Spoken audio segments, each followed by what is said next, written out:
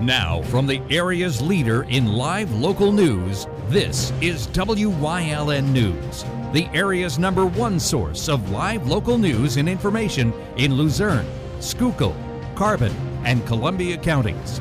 WYLN News starts now. Good evening, and thank you for joining us on WYLN News. I'm Elizabeth Doroba. A man from Chicago charged in connection with a shooting, home invasion, carjacking, and police chase is now awaiting extradition on murder charges.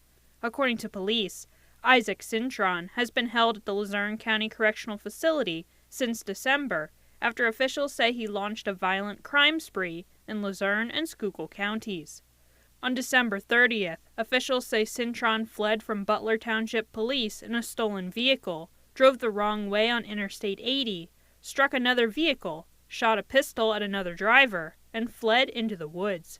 Cintron then reportedly walked to the Sand Springs community, where he entered a home, threatened the owner with a gun, and demanded the keys to their car. Although the homeowner was able to chase Cintron out of the home, police say Cintron threatened a woman at gunpoint and stole her vehicle instead. Cintron then led police on another chase that ended in Schuylkill County, where he crashed after going over spike strips.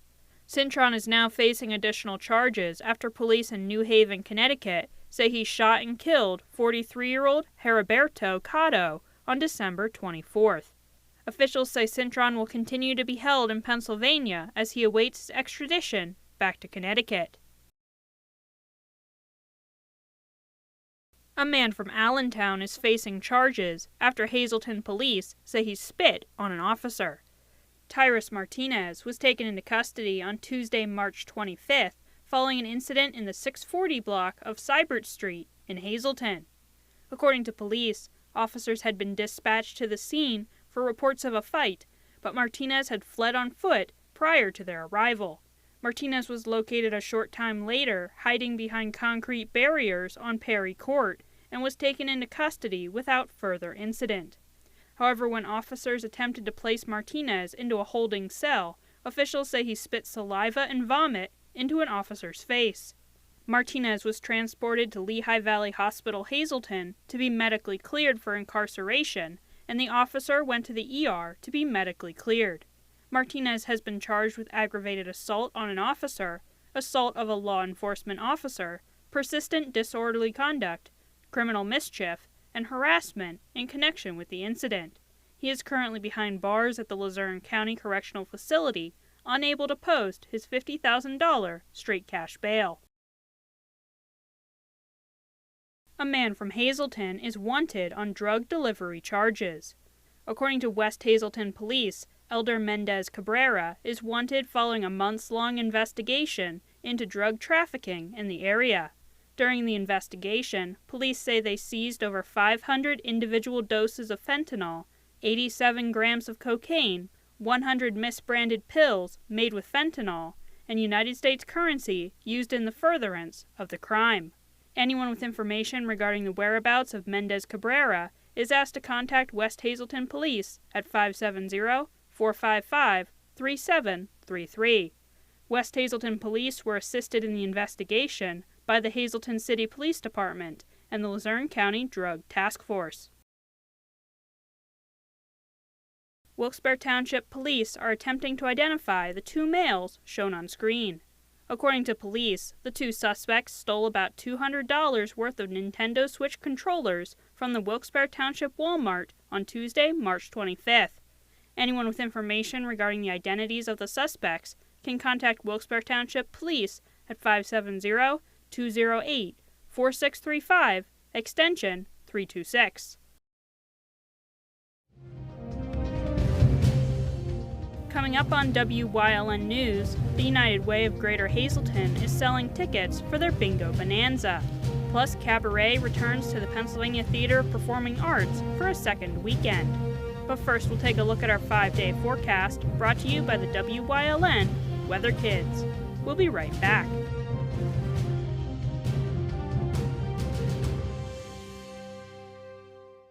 Brought to you by Lehigh Valley Health Network and Jefferson Health, investing in your well-being and building healthier communities, because more expertise and convenient care mean better outcomes and a healthier you. Learn more at lvhn.org/Jefferson.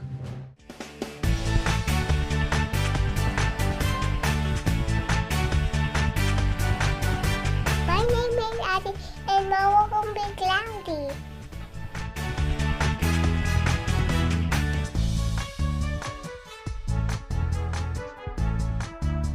Weather Kids is brought to you by Lehigh Valley Hospital, Hazleton. Your health deserves a partner. We want your child to be our WYLN Weather Kid. Your child can be our feature weather reporter of the day on WYLN News and WYLN social media posts, just by using your smartphone or any video recording device. It's easy. All ages are welcome, from toddlers to teens. To find out how, go to the weather section of WYLNTV.com or look for our post about it on the WYLN News Facebook page. Submit your Weather Kid video today. And you will love the feel-good feeling you get when you shop at Grand Central in Nescopeck and Hazleton. You will enjoy a no-pressure professional sales staff, experienced delivery crew, service after the sale, and don't forget, everyday low prices. No matter what you're shopping for in your home, we have you covered with top brand names like Flex Steel, Lazy Boy, England, and Dillon Custom Rugs. With our enormous selection and the flexibility to finance interest-free for up to 60 months, Grand Central makes it easy to make your house a home.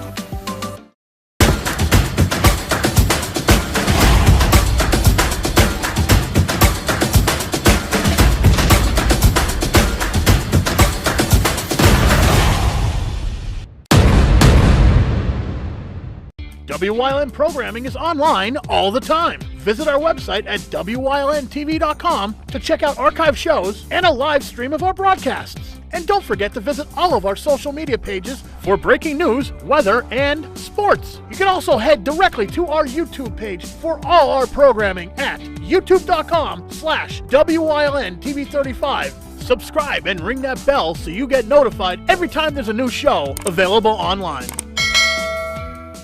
Come shoot at Whitetail Preserve, 118 Boulevard Road in Bloomsburg. Their skeet, trap, and sporting clay fields are professionally designed, and all stations are handicap accessible. Whitetail Preserve has resident shooting instructors certified by the NRA in shotgun, rifle, pistol, home safety, and personal protection in the home.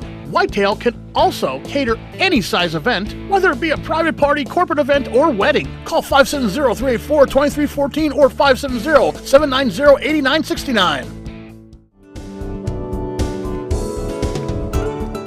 This week on Let's Talk Chiropractic, what would you do? A man calls you from Florida who for 18 months his pain is so bad, no doctor has helped him, 15 of them. 18 months of pain, he's suicidal. I went to Florida. Let's see if I help the man.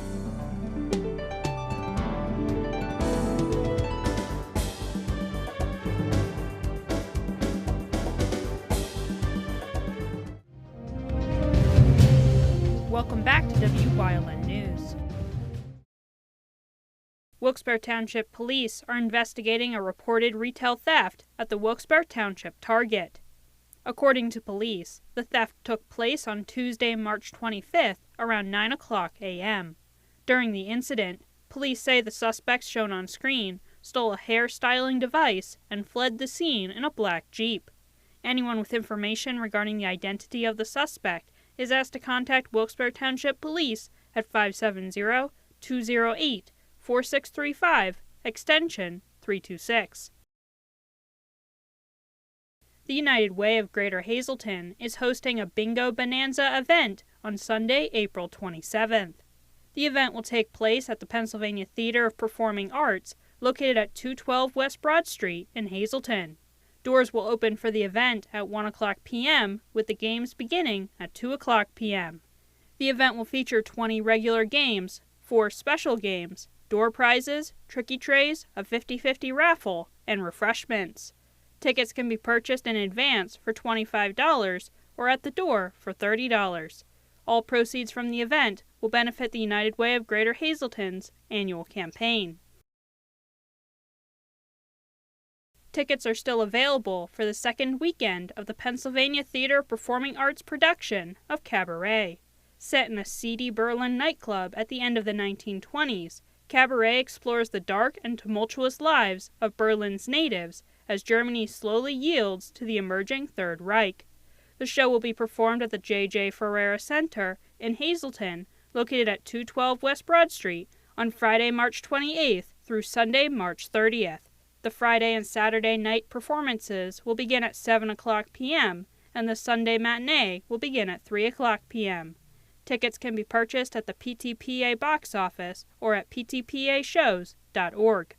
The show contains mature themes and material that could be upsetting to some audience members. The production is recommended for audience members 15 and older, and parental discretion is advised.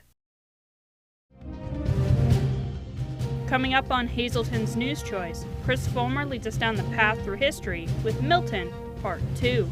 And stay right here on WYLN. We'll be right back.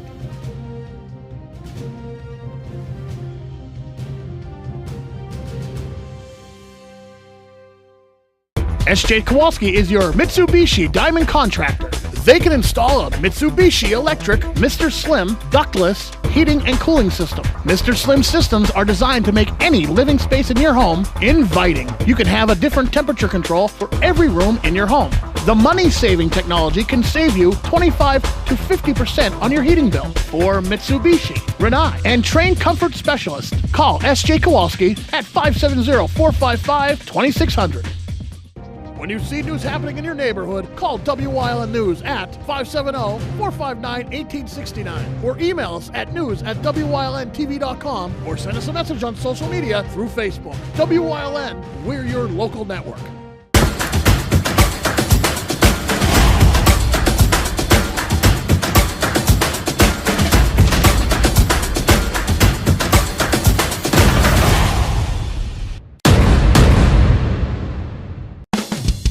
PPW Nation, get ready for the best of PPW Season 2. Join Paul Bowe, E. Julius Kuiper, Alexander Bravado, Tom Mitchell, and Alex Watt as we take you down memory lane and relive some of the best PPW matches of all time.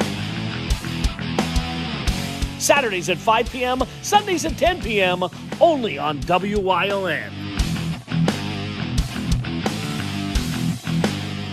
Are you waking up in the morning with a sore jaw, headaches, maybe even ringing in your ears, all because you're grinding and clenching your teeth at night? That's exactly what was going on with me. I end up going to a dentist and he wants to charge over $600 for a night guard.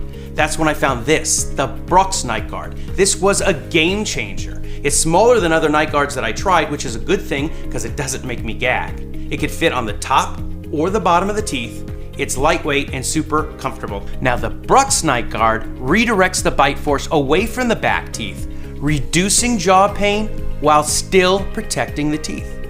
This unique design is what makes Brooks Night Guard different from all other traditional grind guards. Go to brooksnightguard.com and order yours today.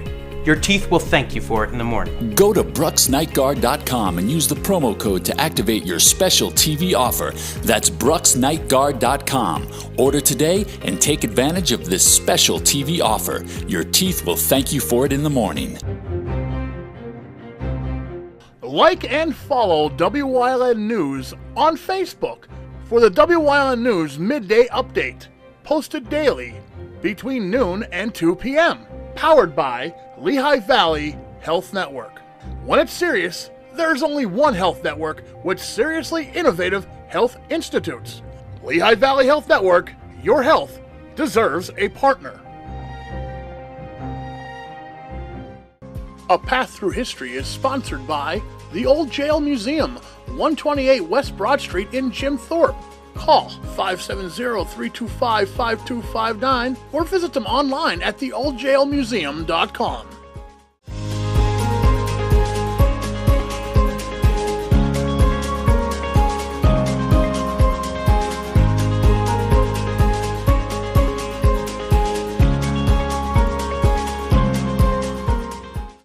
As America stood on the edge of the Civil War, Milton found itself the epicenter of Pennsylvanian politics. James Pollock had been born in Milton in 1810. A graduate of Princeton, he practiced law in Milton before being elected to the U.S. House of Representatives in 1844, where he would serve 3 terms. In Pollock's initial year in Congress, he roomed with a freshman representative from Illinois named Abraham Lincoln, who would become a good friend. Pollock was a strong supporter of telegraph technology and was a driving force in getting congressional funds to build the first telegraph line. He would also be president on May 24, 1844, when the first telegraph message, "What hath God wrought?" was transmitted by Samuel Morse from the Capitol Supreme Court chambers to a Baltimore and Ohio railroad station in Baltimore. During Pollock's time in the House, he would also be among the first congressmen to champion the building of a transcontinental railroad, which he would live to see in action. He left Congress in 1850, but 4 years later would be nominated by the Whig Party to be Pennsylvania's governor. He would defeat sitting Democrat Governor William Bigler to become Pennsylvania's 13th governor, the last Whig to hold the position before the party collapsed in the eve of the Civil War, and the first Pennsylvania governor to have an outdoor inauguration. During Pollock's tenure, he kept the state steady during the Panic of 1857 and moved to sell Pennsylvania's publicly held canals and railroads. Following his term in office, Pollock was a delegate to the Peace Conference of 1861, called by Lincoln to keep southern states that had not seceded at that point in time from doing so. The same year, he would be appointed director of the U.S. Mint in Philadelphia. He would be serving in this position when he was approached by Treasury Secretary Salmon P. Chase with the proposition to come up with a phrase declaring the trust Americans had in God to put on the country's coins. Pollock, a deeply religious man, drew up several possibilities, including God our trust and our trust is in God. Chase condensed all of his suggestions into In God We Trust, which first appeared on the 2-cent coin in 1864 and has been on all United States coins since 1866. Pollock also served for many years as a trustee for Lafayette College. He died in 1890 and today rests in his hometown in Milton Cemetery. After the Civil War, industry started building in Milton. Robert W. Wilson opened a fly net factory in 1860. He had patented a special brand of fly netting, which was draped over a horse or mule's back to keep flies and other insect irritants away. Daniel Klinger opened a planing mill in town in 1866. Charles A. Godcharles opened an iron and nail factory in 1875. It would later become the F.A. Godcharles Company under his son Frederick and operate until 1914. And Samuel J. Scheimer & Sons became a producer of cutter heads. The Scheimer family owned the business until 1957 when it was sold to the Wisconsin Knife Works. It would take one day, however, for Milton's prosperity and much of the community as a whole to be struck down. May 14, 1880 began as a warm and sunny day. All seemed calm to all the Miltonians who were out and about that morning.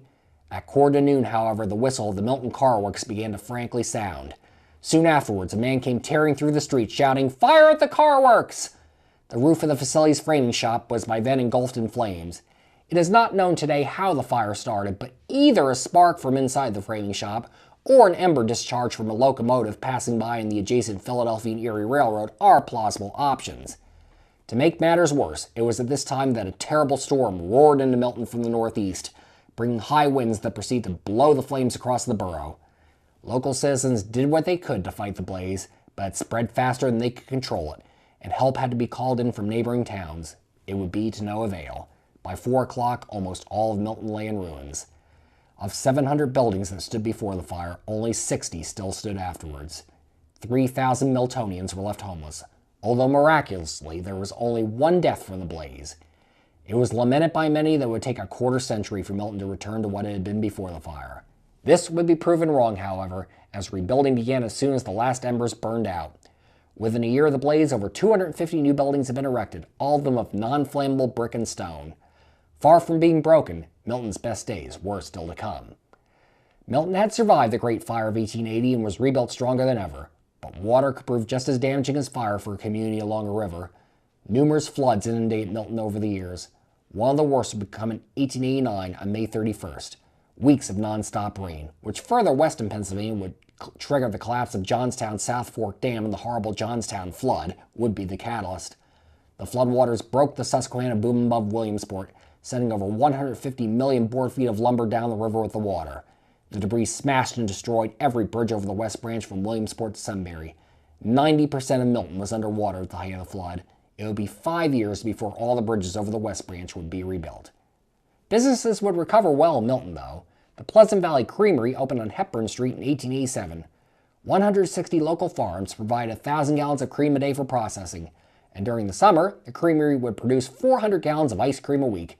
The second floor of the creamery would be converted into a candy factory in 1922, where Pleasant Valley chocolates were made. The Pleasant Valley Creamery closed in 1933, and the building burned down in 1965. Football was beginning to gain its first burst of popularity in the late years of the 19th century. Among those who played it were George Barkley, who had been born in Millville in 1876, but who grew up in Milton. After high school, he went to Bucknell Academy, a secondary school affiliate of the university of the same name, then moved on to Lafayette College in 1894, where he joined the Leopards football team.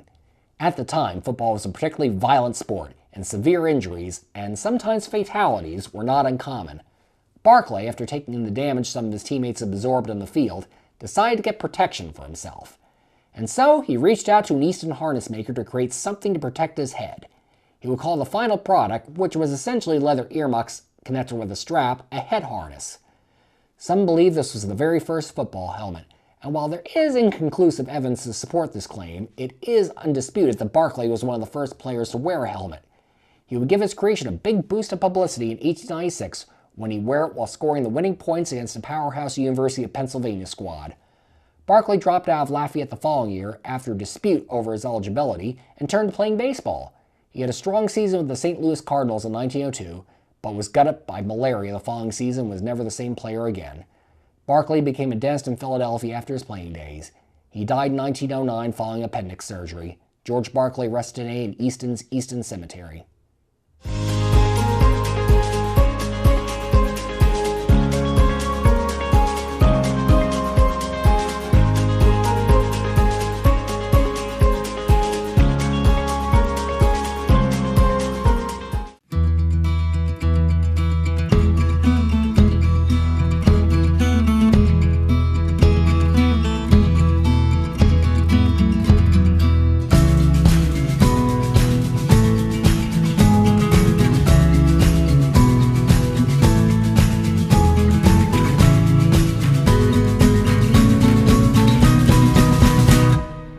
Express Care. Walk in and you walk into the region's most trusted health network. Like and follow Wyln News on Facebook for the Wyln News Midday Update. When it's serious, there's only one health network with seriously innovative health institutes. Lehigh Valley Health Network, your health deserves a partner. Attention Wyln viewers, Wyln TV can now be seen on the Hazleton Service Electric Cablevision HD tier, channel 507, and over the air at 35.1. Wyln, we're your local network. Do you like craft beer? Do you want to learn the right way to sample wine? How about checking out a restaurant with a unique flavor or a crazy food challenge?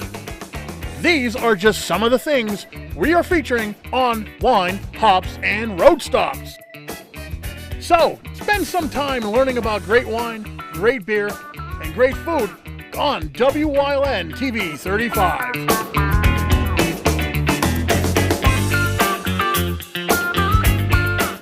Come shoot at Whitetail Preserve 118 Boulevard Road in Bloomsburg. Their skeet, trap, and sporting clay fields are professionally designed, and all stations are handicapped accessible. Whitetail Preserve has resident shooting instructors certified by the NRA in shotgun, rifle, pistol, home safety, and personal protection in the home. Whitetail can also cater any size event, whether it be a private party, corporate event, or wedding. Call 570-384-2314 or 570-790-8969.